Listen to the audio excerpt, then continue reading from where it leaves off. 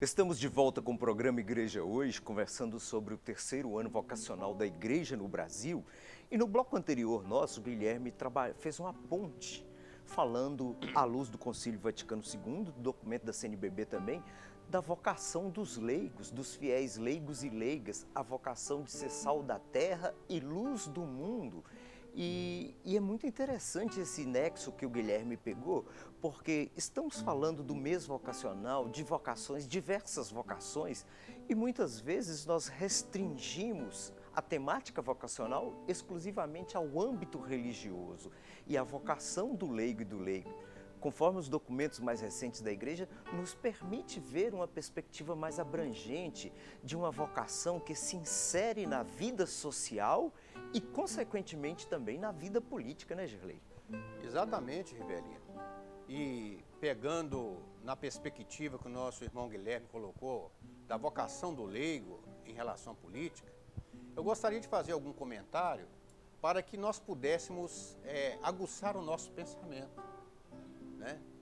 Primeiro, é muito interessante para o sistema que nós, leigos católicos, demonizemos a política. Porque a política é a arte mais eficaz, é o meio mais eficaz de se fazer justiça, de poder atender às demandas dos mais fracos. Então, quando eles tentam colocar na nossa mente em demonizar a política, porque tudo que nós odiamos, nós queremos distância, para que eles tomem conta da política sozinho, a seu benefício próprio. Então, dentro das vocações do leigo, não é apenas ficar dentro das hostes, né? Dentro dos muros das igrejas, mas nós devemos exercer o nosso papel de cristão também no mundo da política.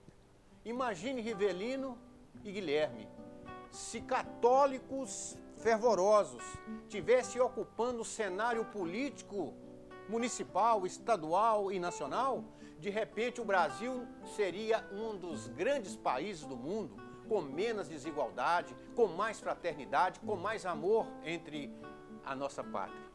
Então o que eles querem é demonizar a política para que as pessoas de bem, as pessoas que carregam Cristo no coração, fiquem afastadas dela para que eles, os poderosos de sempre, tomem conta dela e assim oprimem, destroem e matam a esperança de muitos dos povos da terra. Então nós cristãos que conhecemos o Evangelho, que vivemos o Evangelho na nossa prática no dia a dia, não devemos nunca demonizar a política, mas ao contrário, devemos estar a serviço da política, não a política partidária, mas aquela política que chama atenção para o bem comum. E se necessário for, estar colocando dentro de um projeto de poder para diminuir todas as desigualdades que assola a maioria do nosso povo. Né? Na política também deve estar a vocação do leigo. E é por isso que diversas instituições, nesse ano eleitoral que nós vivenciamos, né, no Brasil, que foi o ano de 2022, elas lançaram esse caderno, que é o caderno Encantar a Política. Esse caderno, ele traz reflexões sobre a democracia no nosso país, ele traz também discussões sobre temas ligados à vivência da política e também a fim de tirar esse demônio que é criado, né, em torno da política, como o Gerlei colocou. E para a gente alimentar também o nosso conhecimento, porque muitas vezes, em diversas situações, as pessoas são vencidas por falta de conhecimento. Então houve aí a preocupação do Conselho Nacional do Laicato do Brasil, CNLB, o NESP, que é o Núcleo de Estudos Sociopolíticos, a Sexta Semana Social Brasileira, o Cefep e tantas outras instituições que reuniram aqui nesse caderno essas contribuições para trazer discernimento, para trazer também orientação quanto ao envolvimento de cada cristão leigo e leiga no campo da política. E é trazer esse reencantar, né, esse despertar para a possibilidade dos cristãos leigos e leigas atuarem, se engajarem no campo da política também partidária. Porque no nosso sistema político atual, né, a questão se faz numa dimensão também partidária. E aí nós vimos nas últimas eleições cristãos leigos e leigas dando testemunho em sua caminhada nas campanhas, né? E conseguimos eleger, sim, cristãos leigos e leigas para as bancadas aí estadual, federal e também nacional. Mas agora tem essa questão do acompanhamento, né? É dom, é graça de Deus podermos participar, exercer a nossa vocação, mas se não tiver acompanhamento também, enfraquece e morre. Então, é um compromisso do Conselho Nacional do Laicato do Brasil, junto com essas demais instituições, dar esse acompanhamento permanente enquanto durar os mandatos desses cristãos leigos e leigas que também fizeram compromisso diante do Conselho Nacional do Laicato do Brasil, assinaram uma carta de compromissos, né, se fossem eleitos, e agora o Conselho está acompanhando esses candidatos eleitos, né, que tomaram posse também. Então fica aí o convite, se você quiser conhecer melhor esse caderno Encantar a Política, ele está disponível gratuitamente pela internet. Você pode ir no site do Conselho Nacional do Laicato do Brasil e baixar lá para você conhecer, para você se informar e também entender como é importante a atuação, né, dos cristãos leigos e leigas, exercendo a sua vocação também nessa área importante que é da política.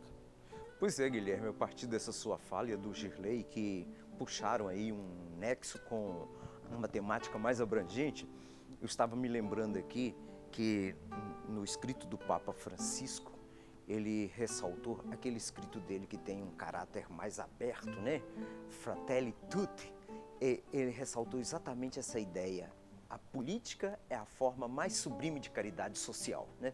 Porque muitas vezes encontramos no nosso âmbito cristão ou de pessoas cristãs das mais diversas confissões religiosas que encaram a política pelo viés negativo, tal como o Girley ressaltou, vendo-a demonizada, porque alguns instigaram a demonização. E uma das tarefas de reencantamento passa por ver ela com outros olhos, de ver aí também uma vocação que não é exclusiva, mas uma vocação própria dos fiéis leigos e leigas, sal da terra e luz do mundo, tal como o Guilherme havia lembrado aqui.